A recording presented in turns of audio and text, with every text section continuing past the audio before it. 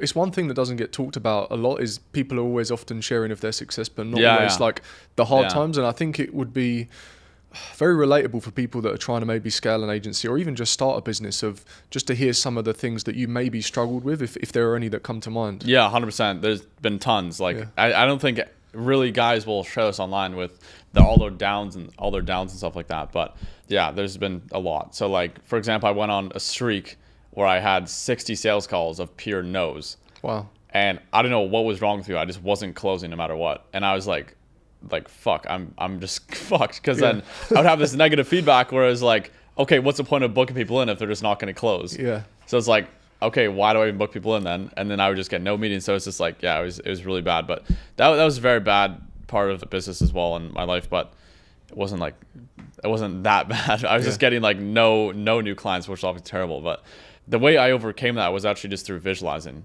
So I would just visualize myself closing deals, and that's how it kind of reset and stuff like that. But I just asked myself, like, there's no way this is actually how hard life's supposed to be. Because I also started losing clients in that period as well. And I was just like, everything got fucked. But I realized that was the moment that differentiates the winners and the losers.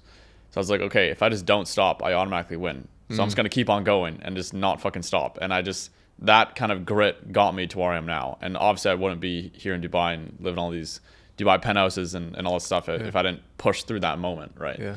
So it's like the small moments like that which will really just make or break a man. And I feel like the more you could push through those moments, the more stronger you'll get and the more you'll win. So you have to tap into your inner David Goggins. Yeah, exactly. Yeah, for sure. Yeah, grit and determination. Yeah, I appreciate you sharing that, because it's helpful for other people. Maybe there's something else someone said about like cold calling and just like reverse engineering it. I think you said you knew that for every cold call you did, it was generating you $40. Is that right? Yes. Yeah. So that was like $40, $45 of LTV, and also about $15 of cash collected in the first month. Yeah.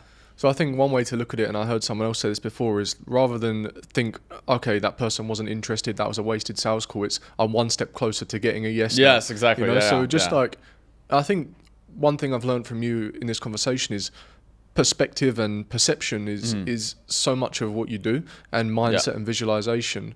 There's a book you reference quite often, and I think maybe you've shared some of your learnings from that already, but is there anything you could share about that particular book, what it's called and how it's helped you? Yeah, so it's called Reality Transurfing. If you guys, this is pretty much the only book you'll actually need in life. I mean, I say that, but it's actually such a good book, because that book will pretty much change your reality, like to whatever you want it to become, essentially.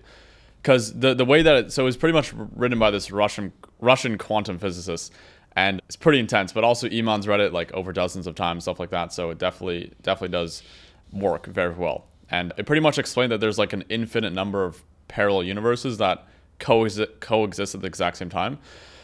So what you're able to do is kind of just like swap into those different realities based off visualizing and just feeling like you're already in that new reality, and you'll kind of like move towards that. So there's ones where we're at $1 million a month. There's also ones where we're homeless. So there's ones that were even 5K a month above our current revenue numbers.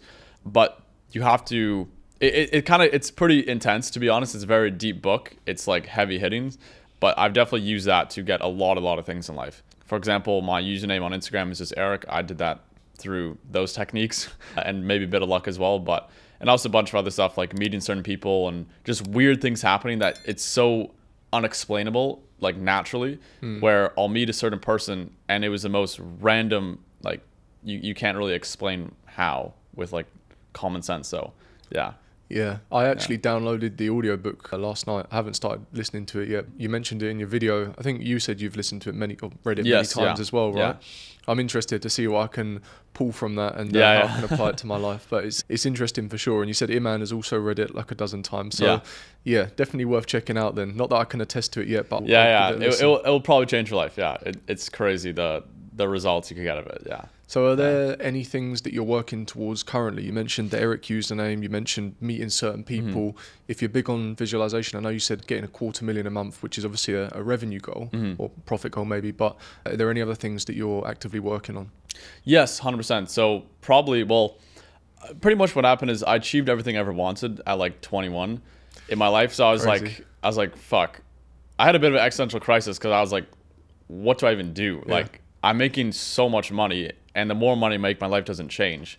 So I'm like, what do I even do next? Like, there's just no point of making money almost. I had that. It's such a bad belief I had. I broke that belief.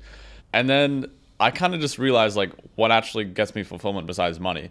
And I realized it was like helping people out. And also big eye opener was actually the in-person client event in Greece, which I hosted, because I was just insane feeling just seeing all the guys there, the mentees in person. So I think the big thing I'm working more towards is like having the best mentorship or like service delivery on the market, so I could host these massive in-person client events, because that was the first time I was like, this is so much fulfillment. So the big thing I'm working on is like, I'm going to try to have the end goal is to have like a few thousand mentees, and also have these like 100 plus in-person client events.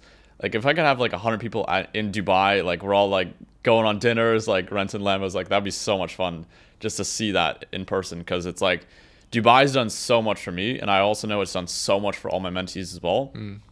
It's just a different type of energy here, I feel like. Like my other mentees that got here, in the first like 72 hours, they made like 13K profit. And that was like the most money they've ever made, like ever in that time period. So it's just like, it's such a crazy experience. But I think that's a big thing. Also just building up the YouTube channel as well.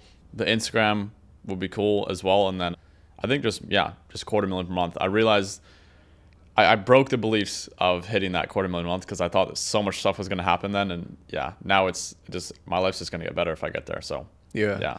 I think it's funny because some people are a little bit skeptical about courses or mentorship. I think just because of a lot of the fake gurus and the scams in the past. But people might often say, I hear this a lot, if you're so good at what you do, then why do you need to teach it to get the money from it? But I think you're a perfect example of actually having scaled an agency and now actively doing it for other people. And I think this is what I've said to people in the past when they've asked that question is, running an agency, you're sometimes just in this wheel of service delivery, and not that it doesn't feel fulfilling, but I know as well, having coached people, that it's so much more fulfilling when other people get their first win, where you almost like thrive off of that energy, where you're like, oh, I actually changed someone's life, and like I've been able to help them get that first win. I remember how I felt 3 years ago when I had that win as well. So I think it is a different sense of fulfillment when it's not just for you, it's for someone else. Yes. Especially if it's a journey you've been on. So yeah, I'd say that.